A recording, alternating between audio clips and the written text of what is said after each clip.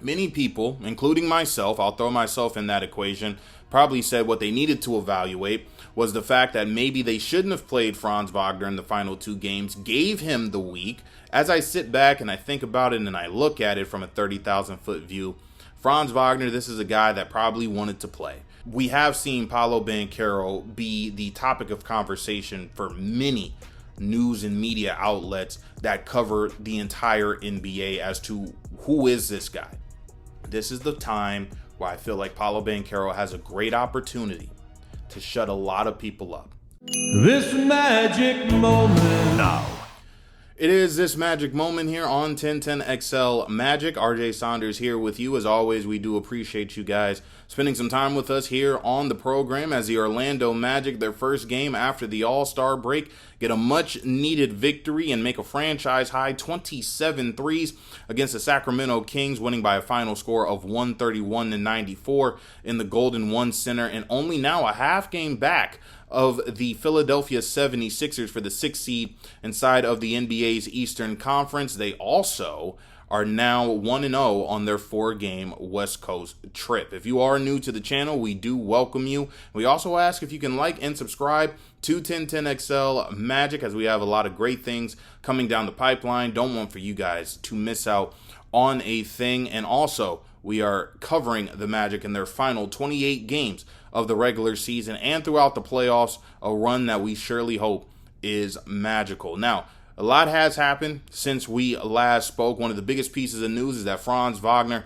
will be out indefinitely, still experiencing soreness from that high ankle sprain he suffered in early December against the Knicks. He'll be reevaluated in 3 weeks, missed about 25 games because of the high ankle sprain. The Magic went 12-13 during that time. This is a huge blow for the Orlando Magic. It's not the final nail in the coffin, but I can understand the irritation and the agitation that is flowing through the veins of Orlando Magic fans. I also think that the Magic organization is probably asking themselves, when necessarily does the nightmare end, because they possibly thought that they had gotten over the hill in terms of injuries and being a team at full strength coming out of the All-Star break, especially when Franz Wagner played the last 2 games against the Milwaukee Bucks before said All-Star break. Many people, including myself, I'll throw myself in that equation, probably said what they needed to evaluate was the fact that maybe they shouldn't have played Franz Wagner in the final 2 games, gave him the week to get rested and get healthy, get his mind together as well as his body together, make sure he's at close to 100% as possible so that he could help you in the final stretch. But as I sit back and I think about it and I look at it from a 30,000 foot view, Franz Wagner, this is a guy that probably wanted to play. This was a guy that was saying, listen, if I'm over 50%, if I feel that I'm over 45% for that matter, I want to be in the rumble with my team. And you can't really, look the other way and really try to disparage him because he wants to be out there with his team. And we do understand that his team wants for him to be out on the floor with them as well. And even though they do acknowledge that, they do also understand that they have to trust this entire process, and hopefully he'll be able to come back at some point this season. This was head coach Jamal Mosley speaking with the media before the Sacramento Kings game about the loss of the franchise star, at least until he's reevaluated in 3 weeks. I mean, there aren't words that describe what Franz means to this team. His toughness, his resilience, his desire and want to get back on the court. Every person on this team knows his work ethic and his care factor for this group. There aren't many words I can describe it for this group, but also for him. I talked to him, last night, and his ability to want to just be on the floor, and that's what is the hardest. But also understanding that he knows how capable this group is of achieving the things that we say we want to do, even with him being out for this time. So the disheartening part about all this is that the trio of Franz Wagner, Jalen Suggs, Paolo Banchero, since last season, they've only played 19 of 135 games together. Consistency in terms of the health department has been inconsistent. We've also seen inconsistencies in a lot of other places when it comes to this Orlando Magic team. However, I am going to say this, and I've been saying it consistently on a lot of episodes of this podcast here on 1010XL Magic. this is going to be a team, and this is a team that still has a lot in front of them, even with the absence of Franz Wagner. As we said at the top, you're only a half game back of the Philadelphia 76ers for the 6th seed, and I do believe, we're taping this on a Friday, that you're only 3 games out of the 5th seed that's currently being held by the Toronto Raptors. Are we to say that this is impossible? If the Magic do get on a run here, that they can't get out of the play-in tournament, a play-in tournament that some would say the Magic need to get out of if they do want any chance to potentially have a long first round series and also get out of said first round. You're going to have many games on your home floor after this 4-game West Coast string. After this stretch, you're no longer doing the long West Coast trips where you're in California and you're in Phoenix. You're going to be near or in Florida for a lot of your final 28 games. You're going to have to be able to take advantage of those opportunities, especially at home. You're going to have to be able to protect home floor. Now, for me, it could be wishful thinking because we have seen a lot of inconsistencies when it comes to this Orlando Magic bunch. But as I said before, this was a break in which they sorely needed. We saw guys such as Paolo Banchero go to the Bahamas, train, work out, really get away from all of the media hullabaloo and brouhaha has been surrounding him. And we saw him have a very good game against the Sacramento Kings. We'll get to that in a moment. But you haven't had the best of luck this season if you're the Magic, and I do understand where some individuals can say, you know what, it just may not be the year for the Magic, and they may not care what place the Magic finish in because of the fact that there were a lot of expectations going into this season. But bringing up Paolo Banchero, this is the time where I feel like Paolo Banchero has a great opportunity to shut a lot of people up. This may be the blessing in disguise. And not saying that I wanted to see Franz Wagner out of the lineup. I do believe that we understand this is a much better team when Paolo Banchero is on the floor for the young guns. But we have seen Paolo Banchero be the topic of conversation for many news and media outlets that cover the entire NBA as to who is this guy. And I do believe that it's been very unfair to him. And if he does want to shut these guys up, what a first game for him to do it. 30 points, 5 rebounds, 6 assists. Get this, the 71st time in his career that he's had 20 plus points, 5 plus rebounds, and 5 plus assists. The third most in Orlando Magic history. And the shots also were falling for him as well. Knocked down 5 3-point shots, 47% from the field. He has these stat lines, which make me ask, why are people able to go on social media and say that the Magic made the wrong decision in terms of getting him with your number 1 overall pick, or that this guy is Andrew Wiggins? He was selected number 1 overall, but he really doesn't play like a number 1 overall pick, or, you know, the team needs to move on from him, which in my opinion is still crazy even with that coming out of my mouth to this day. Listen, he's 23 years old. Okay, he's still trying to figure it out. Many of us at 23 years old were really trying to figure life out. This is a guy that's trying to figure out how to necessarily carry a team in the NBA and be that franchise cornerstone. He's not going to be able to figure it out in just his first few years in the league. It's still going to take him some time. Orlando, as a team, still hasn't figured out their shooting woes. Paolo Banchero is coming off of an injury himself. The team has been experiencing injuries all season long. However, when you do watch games night after night, there are a lot of teams that are still doubling this guy because they understand what he can do to their team on a night-to-night basis. Now, I'm not making any excuses for Paolo Banchero. Let me make that very clear, because there have been injuries, and you are saying, look, so have the Boston Celtics. They're without one of their stars and possibly the face of their franchise, and Jason Tatum. They're still a top 3, top 4 team inside of the Eastern Conference. Our core has been here long enough that we should be spearheaded by Paolo Banchero, a guy in which we believe is a max player, an all-star, a franchise cornerstone, can help lead you to an NBA championship. We should be able to do the same thing. The difference is, however, that the Boston Celtics are a team that's been battle tested and NBA Finals tested for that matter. The Orlando Magic are still trying to figure themselves out as a team. Remember, they're the fourth youngest team in all of the NBA, and they're being led by a guy who's 23 years old and trying to figure it out himself. And the crazy thing about this, and I want you to listen to it, is Iman Shumpert on his podcast was asked whether or not Paolo Banchero is being utilized correctly in the offense, or should I say used to his full potential. And here's what he had to say.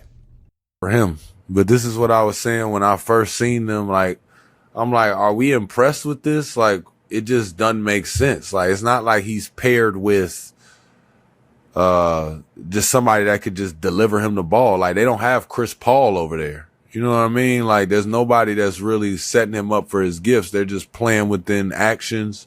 Don't get me wrong, they play some cool basketball, but their mission is not to get him going until he gets with somebody that they have a mission to get him going. It's just not going to happen. He's not one of those players that has a natural knack he's not Cade Cunningham. We're not going to see that type of style development. He's not going to hunt the ball and do something outside of things. He actually plays with some integrity about him that he's not going to force it and look crazy out there to get numbers or to blossom more than he would on any normal game. He plays the right way. And I think that he's low-key catching the slack for a lot of this because he's not the problem. I never thought necessarily Paolo Banchero was the problem. And if Iman is saying that they don't have the right guys around him, and I think when he says that, he's excluding Franz, Jalen Suggs, and Desmond Bane, then the Magic are going to have to figure those things out this summer. They're, whether they're going to get another center instead of Wendell Carter Jr. Do they decide to move on from him? Are they going to move on from head coach Jamal Mosley? Do they bring in a more natural and true point guard to get the ball out of Paolo Banchero's hands? Those are things that we're going to figure out over the summer, and the Orlando Magic team is going to figure out over the summer. The only part in which, in my estimation, that I don't like is you're saying that this is going to be a guy that isn't going to force it in terms of not really making his presence felt on the floor in that way, where he's now going to try to force feed everything and try to take over the game and take 30 shots, take 40 shots. I don't think anybody that's an Orlando Magic fan is asking that, at least in my opinion. I think as a franchise guy, you're asking him to take games over. And in taking games over, you're wanting him to take games over in spots where he can be dominant and make plays for himself and others. Jay Law talked about this with him over the summer. If you did watch Paolo Banchero in the episodes that he came out with on his channel as he was documenting his summer and what he was doing, he called them the kill spots. Where are the spots in which you're going to be able to be the most dominant, to be able to make plays for yourself and make plays for others? And I do believe that he's going to be able to make a lot of damage in the post, but that's another conversation. That's another topic for later on, maybe in another video, because albeit it was against the Sacramento Kings and they're one of the worst teams inside of the entire NBA, we were able to see in that contest when Paolo Banchero has it going, there aren't too many teams that can stop this guy, right? There aren't too many players, star players, I would probably even say at that can really hold this guy and slow this guy down. This is a team in the Eastern Conference when they're led by Paolo Banchero and also Franz Wagner, but led by Paolo. This can be a very competitive team in the East. And Paolo Banchero, after the game, 30 points, a 30-point performance, talked about his play on the floor and just how instrumental this is going to be for the Magic coming down to their last 28 games of the season. Yeah, just trying to come out, impose my will, be aggressive. Like you said, a lot of important games coming up. So, I think everybody on the team understands that. Just coming out, doing whatever we got to do to win these games. So you hit a franchise record 27 threes. Now, I'm not saying that this is going to be the norm in the second half of the year. The Magic are now going to be leading the NBA in three-point percentage, but you love seeing the ball go down like that. I do believe that this can potentially lead to something. And what I also do believe is maybe you do have a spark plug off of the bench in Jevon Carter, who you signed off the waiver wire. He played a great game, in my opinion. 14 points, also had a steal, knocked down 3 threes, and he's still trying to get his feet wet with this group, but certainly just what you saw out there from him on the floor, it really felt like he also woke up Paolo Banchero in his play on the floor. And as a fan of the Orlando Magic, what we saw from the team in terms of, getting up and high-fiving and screaming and cheering them on and saying, "Add away, Jevon Carter." I was doing the same thing at home. I'm very excited to see what potentially he can also do in this final stretch. And here was Jevon Carter post-game in Sacramento talking about his play on the floor and what it meant for him to have that kind of performance with a team he's only been with for a few weeks. It was fun. I pride myself on hard work. Hard work always pays off. That's a motto I live by. It was definitely a lot of fun being out there with the guys, really, really getting back into the swing of things. So if you are the Magic in this West Coast swing, I would say that to the very least you have to go 2-2 or 3-1. And if you can do that, I think you do put yourself in a great spot moving forward. Again, this is a team with a lot in front of them. The goal is probably going to be get out of the play-in. I do believe that is possible, as well as 5th place from the Toronto Raptors, which, if you were 5th and the playoffs started today, you would face a Cleveland Cavaliers team, a team in which you did take 7 games a couple of years ago. But right now, every game is a playoff game if you are the Orlando Magic, and that is going to start on Saturday against the Phoenix Suns, continue on Sunday against the LA Clippers, and conclude on Tuesday against the LA Lakers. And those are just the West Coast games. You then have more games following that, where every game is not necessarily a game 7, but you really can't take any games off here. By the way, talking about that Clipper game and talking about that Lakers game, we will have those 2 games here on 1010XL and 92.5 FM on the stream, as well as on our radio dial. Make sure you keep out on the lookout for that if you are here in the Jacksonville area. So we spoke about it when we had the conversation with Oscar Creed.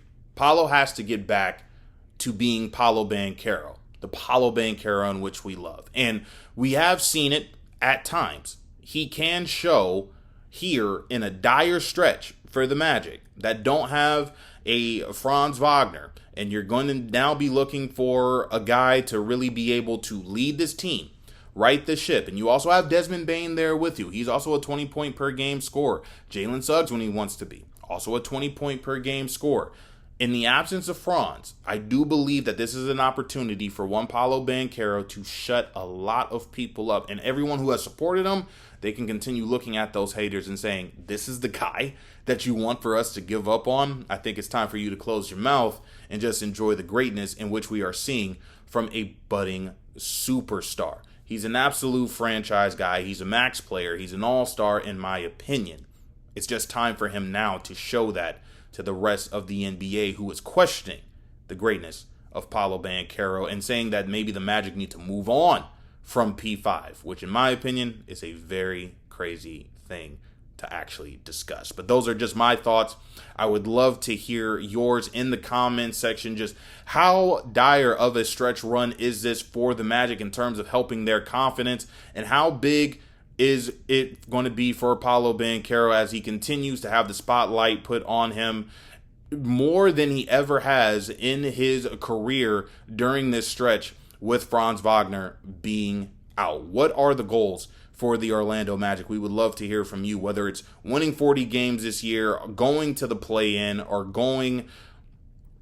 getting 40 wins, getting out of the play-in, or just getting into the first round of the playoffs and having a competitive first round series. What would define success for the Magic? We would love to hear from you. Now, let's welcome back in Philip Rossman-Reich. He was on the show earlier this season. Would love to welcome him back here in just a couple of moments. Really do want to get his thoughts on just how he feels the play of Paolo Banchero and how big that performance was for him, his psyche, as well as the psyche of the team. How big was the blow of Franz Wagner and him not being in the lineup, and will he come back to the lineup this season? And what's going to be the evaluation process for this front office and for Magic fans as a whole in these final 28 games? Let's welcome back into the program, Philip Rossman-Wright.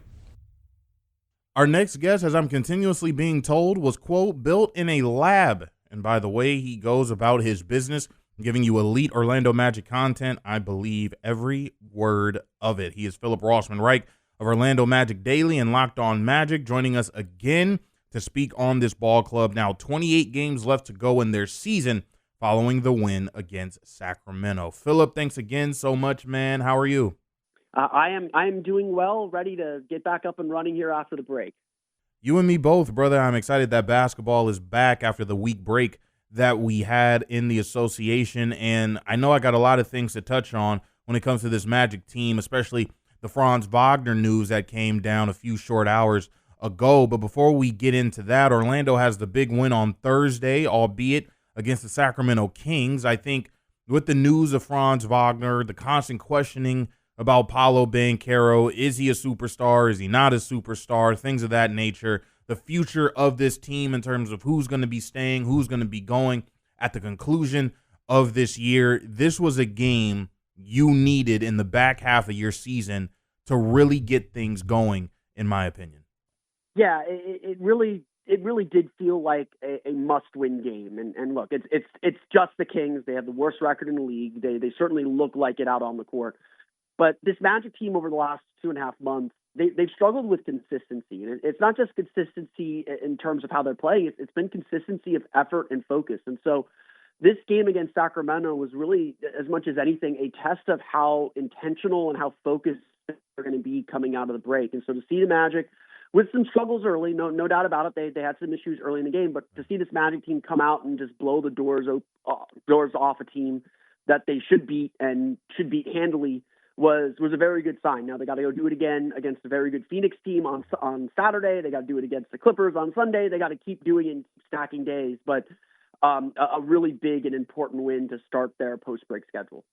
You know, I bring up Paolo Banchero and the constant divide in which we are seeing between national media, fans of the team, when it comes down to the 23-year-old star. I just want to know, in your opinion, how big of a game was that for Paolo Banchero against the Sacramento Kings? Because many are forgetting that he's 23 years old. He's putting up numbers that are breathtaking at times, and he's put himself in elite company when he has breathtaking games. Now, that's not taking away from the fact that maybe we haven't consistently seen the best out of Paolo Banchero, but we've seen plenty to say that he's a franchise guy.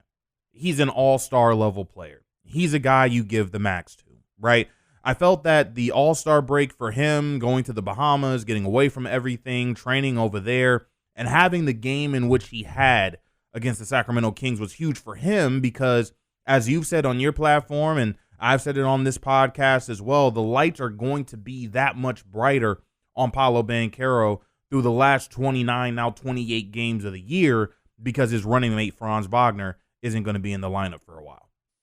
Yeah, you know, it's really kind of strange to have to figure out what's wrong with Paolo Banchero, because if you look at his numbers, he is putting up the kind of numbers that you would hope to see. Like, he's still averaging 21, 22 points per game.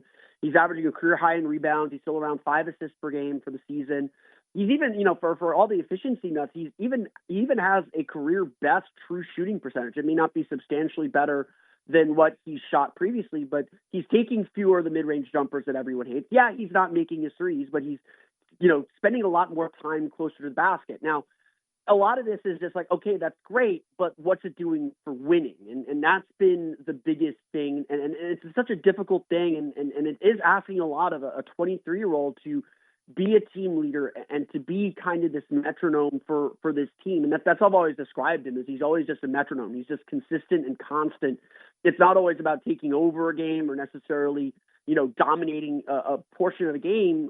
It's just about when everything is going wrong, he's just solid and consistent. And maybe that's been a little bit off rhythm this year. this game was vitally important for him just to kind of get that feeling again, because, you look at it entering the game, I think he only had 5 30-point games this season. He had 18 last year. Now, that's not like a measure of very much, but you want Paolo to be the kind of player who takes over games, who just, when everything is going wrong, he's the guy that steps up and you can turn to and say, hey, just get us a shot, calm us down a little bit. And it really felt like in that game last night, Paolo was in complete control. He had 6 assists. 5 of those 6 assists led to 3-point shots. And obviously a big story of the game last night was the Magic made a franchise-high 27 threes. 5 of his 6 assists led to threes. That tells me that the defense was completely focused on him and that he was really taking what the defense gave him and trusting his teammates. It was a truly impactful game from him. And I get it, it's the Sacramento. But if the Magic get more games like that from Paolo the rest of the season, they're going to be in the race for the 6th seed, and they're going to be able to accomplish some of their goals here at the end of the season. Staying on the Sacramento Kings game for just one more moment, I remember being with you, Jason Beatty, Cody Taylor. We're at the Magic game, and it was the game against the Utah Jazz, and we're talking about Jevon Carter and how he's going to be a guy that they utilize come playoff time. Phil, I got to admit to you, watching him against the Sacramento Kings, and you see the players standing up and clapping for him, I was doing the same thing at home because he definitely provided a great spark for this Orlando Magic group. And our first real taste of action when it comes to Jevon Carter, how did you feel he did? Yeah, he definitely looks like he's still learning everything. Like they even caught him on the FanDuel broadcast. Like he's talking to his teammates. He's still trying to learn where he needs to be, what the play calls are, and that's natural. He's only been with the team for a couple of weeks. Right. But the one thing that really stood out to me is like, yes, he came down, hit some big threes, made some big shots. That's what you ultimately need right now. This is a results business. You've got to produce, and at the end of the day, that's really all that matters. But what really stood out to me is how much of a factor he was defensively. I don't think anyone's confusing Jevon Carter as this game-changing defender. He's obviously coming in off the waiver wire. He's a minimum contract. You're not expecting him to come in and completely change everything. But Jevon Carter has always built his reputation, dating back from when he was at West Virginia, on just being a really energetic defender. And look, when the Magic signed Tyus Jones, they understood that he was not going to really contribute much on defense. They felt like our defensive identity will be able to absorb some of his missteps. And that's even something Jeff Weltman said after the trade deadline when we were discussing like what went wrong with Tyus Jones. Jevon Carter does not have that problem. He is going to defend, and I think what really set him apart and really impacted the game on Thursday was that he was in it defensively. He was really intense defensively, and a lot of the offense that he helped create started with his defensive effort, and that's where the Magic know they have to start. Let's not avoid it any longer here, Phil. Just kind of put into perspective for us as Magic fans as well as NBA fans just how devastating was the blow for the Magic when the Franz Wagner news comes down that he's still experiencing soreness from that high ankle sprain he suffered against the New York Knicks in early December. This was probably a team, and Jeff Weltman had alluded to it, that probably during the second half of the year they were going to be healthy, be a full unit. We saw what they were able to do in part against the Milwaukee Bucks with that death lineup in which they had that Franz Wagner was in. Now he's going to be missing at least the next 3 weeks. That's how long they're going to be evaluating him here. Is there a possibility in your mind that he returns, or do you think now with 2 setbacks that they probably say it's in our best interest to put him on ice and get him ready to go for next year? Yeah, it's definitely one of the big questions, and I honestly think of it a little bit differently. It's obviously a huge loss. I don't think the Magic can compete for a championship or compete to get out of the first round if Franz Wagner isn't there. They are a much better team when Franz Wagner is playing, and they need him to be successful. I mean, it certainly says something that since he got hurt originally on December 6th, and now he's played, I believe, he's missed 26 of the last 30 games, the Magic are 15-15 in that time. And their offensive and defensive rating are both in the bottom half of the league during that time. They've really struggled since Franz Wagner's injury, and we could very easily, very, very clearly say that is a turning point in the season. But one thing I actually do think will benefit this team is one of the things that I think benefited the team last year too, when it was officially announced that Jalen Suggs was done for the year. Like same thing as last year. the Magic were undoubtedly a better team with Jalen Suggs. But there was always this kind of hanging over them, this will he, won't he return, or like when is he gonna return thing. And very clearly, when he was out when he got hurt and was out for the year, and that was coming just as he was ramping up to return, he's like in the last steps to play again. I think that really hurt the team emotionally, and they had that 1-6 homestand last year. So the one thing that I actually think might be good about this is now there's certainty. Now the Magic know, and everyone on the team knows. As much as it hurts not to have Franz out there, we're not kind of waiting for him to come back. Right. They got 3 weeks now. So this is the group you have for at least the next 3 weeks, and it's probably going to be 4 because it's going to take another week for him to ramp up to play again if he ends up playing, and I'll get to that in a minute. And so now, like, this group says, okay, we can establish roles, we can establish our way to play, and if we get Franz back, great, we'll adjust from there. But now we know how we need to play and what we need to do. So I think that certainty is going to help the Magic. It is going to help them kind of find some stability, whereas, especially over the last few weeks when Franz played a little bit, had to sit out, sat out another 10 games, and then tried to come back again.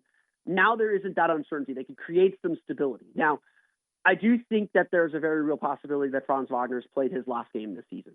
If you just looking at the math, there's about 6 weeks left in the season. There's 29 games. There's 28 games now. He would miss 11, including last night's game or Thursday night's game, just off of this 3-week timetable that the Magic have given us. And that's 3 weeks just to be reevaluated. That doesn't mean he's back in 3 weeks. That means in 3 weeks we'll see where he is and make a decision from there.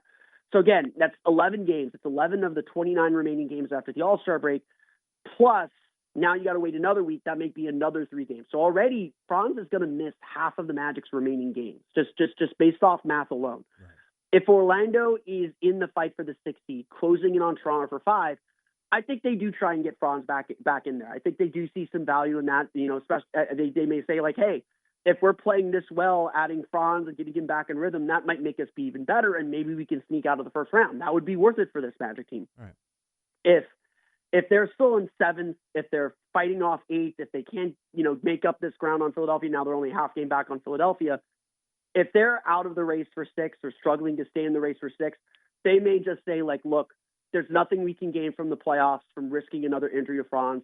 Let's pack it in and wait for next season. So the reevaluation period in 3 weeks is just as much about Franz's health as the team's health, in my opinion. In your opinion, what's the goal for this team at this point? Is it simply to get into the playoffs, avoid the play-in, get 40 wins? I just want to have an idea of what success looks like for this group in a year where there were a lot of expectations that have clearly been marred by injuries and a myriad of other problems. Yeah, and look, for fans, it is perfectly okay and legitimate to say it's disappointing, and to sit here and say, like, this is not what the things that we're going to talk about here, that's not the goal. That's not the goal that we were fighting for at the beginning of the season. That's not what we expected from this team. So fans shouldn't ignore what their preseason expectations were and what they hope to see from this team. This team has fallen well short of the goals that the Magic were looking to accomplish. But you can only accomplish what's in front of you. And at this point, like, yes, I do think that the main goal for the Orlando Magic is to avoid the play-in not at all costs, but the goal should be to avoid the play-in. And if the Magic do that, then it will be a successful post-All-Star break run. They started 1.5 games back to Philadelphia with a game in hand on them, entering the post-All-Star break. Sixers lost Thursday night to Atlanta. Orlando beat Sacramento. They're now a half game back at Philadelphia. Now, Philadelphia owns a tiebreaker in that season series, so they got some work to do to get over them. But if the Magic can make up that ground, and that's very that ground's very make upable. They're only 3 games back of Toronto in 5th. If they're able to make up that ground and get into the playoffs and escape the play-in, that is a success, considering all the injuries, considering all the inconsistency, considering everything this Magic team has been through this season. It won't be a success in the terms of, okay, everything's fine, let's run this back and try again next year. But it'll be a success in terms of, we didn't have a lot to work with, and we made the most of what we had at this point in the season. And that's really the only focus that everyone should have at this point is let's get to the playoffs. Let's win as many games as he can. And let's see where that takes us in April and May.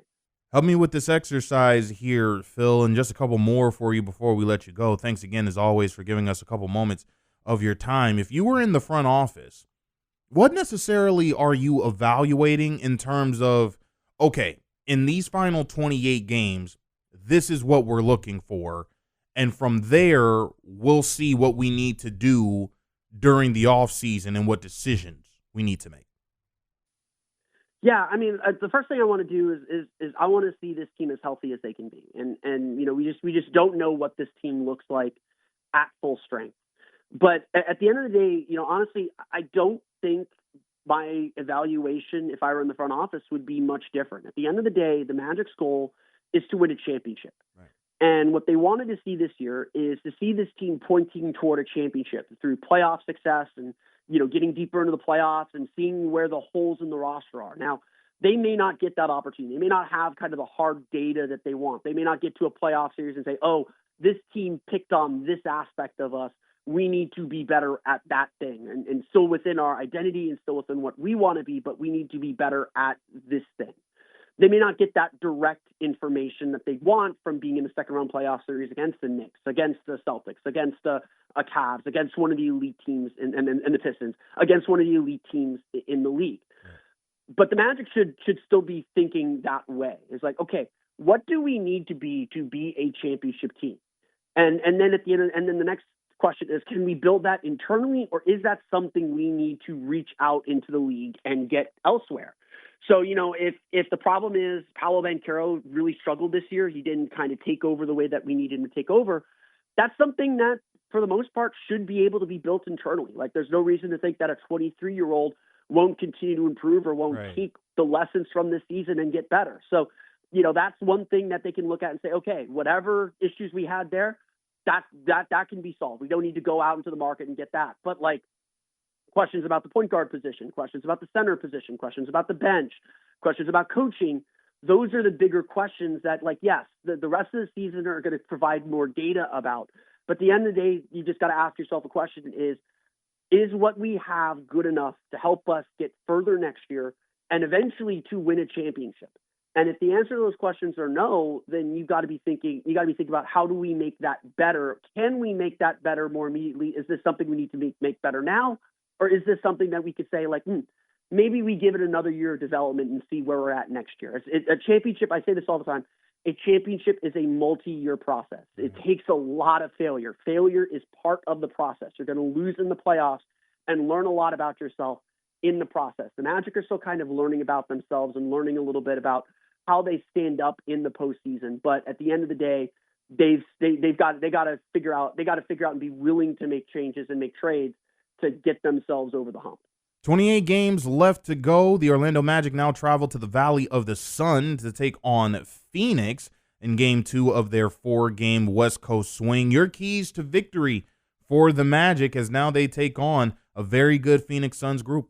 Yeah, I think the biggest thing is to not let go of the rope. We saw this in the first quarter against Sacramento when the Magic couldn't make a shot to save their lives. They were settling for threes. They were kind of not doing very much. They were actually tied when Paolo checked out of the game, and when he came back in, they were down 10. Or they lost that first quarter by 10. They were down 7 or 8 when he checked back in the second quarter. What the Magic cannot do is they cannot let their offense affect their defense, and that certainly happened a little bit against the Kings too, even though eventually the Magic found their offense and they were able to zoom ahead of them. The Suns are a very good defensive team, whether Devin Booker is playing or not. I know he got hurt and missed the second half of the game on Thursday. Regardless of whether Devin Booker is playing, that team is going to defend. They're going to play with a lot of energy, and the team that plays with the most energy always has a chance to win. That's been kind of the Magic's mantra for the last 3 years before this season, last 4 years before this season.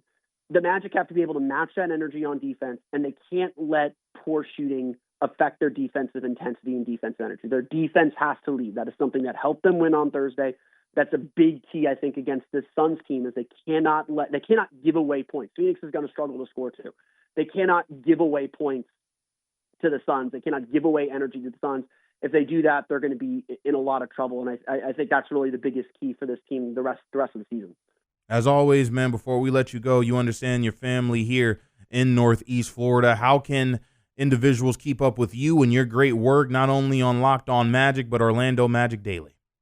Yeah, we're obviously, focused on the end of the season. I know a lot of people want to get into off-season questions very, very early, but we're locked in for the playoff run. So we're talking a lot about what the Magic need to do to make the most of this playoff run. We're talking a lot about the players that they'll have, and honestly, like, we're still in the middle of the season, so we got to see what happens and let things play out. So I can't preview too much, but we're all very, very eager for the playoff run. I'll be taking a couple road trips here in March. I think once the Magic get home, I'm attending or covering like the next 12 games or something like that. It's a lot. So we'll have a lot. We'll have what I think is the best Magic coverage out there. You can find that at OrlandoMagicDaily.com as well as Locked On Magic. The 6th seed would be great. The 5th seed would be even better. We will be keeping a close eye on the Orlando Magic as they go toe-to-toe against the Phoenix Suns and still have a ways to go before the NBA playoffs. And it's always a pleasure to break things down with Philip Rossman Reich. Phil, thank you again, man, so much, and we'll do this again sometime before the playoffs. Absolutely, man. Thanks for having me on. A big thank you once again to Philip Rossman Reich, Orlando Magic Daily and Locked On Magic, certainly giving us a lot of great insight into this Orlando Magic club. Every game, now a Game 7 for the Orlando Magic as they try to find themselves out of the play-in tournament and go into the NBA playoffs as a 6th seed, potentially the 5th seed. 28 games left to do it. Everything in front of you. A lot of confidence can be had if you are the Orlando Magic. It's certainly going to be an exciting time in City Beautiful. At least we do hope so, and it can potentially be led by your franchise piece in Paolo Banchero. If you do want to listen to the game on Sunday against the LA Clippers or on Tuesday against the LA Lakers, simply go to 1010XL.com to click on the 1010XL Live tab that you're going to see on the right-hand corner of the website, and all of those games will be right there for you. So for Philip Rossman Reich, which we thank again from Locked On Magic, I'm RJ Saunders saying go Magic, and we'll talk to you again next week.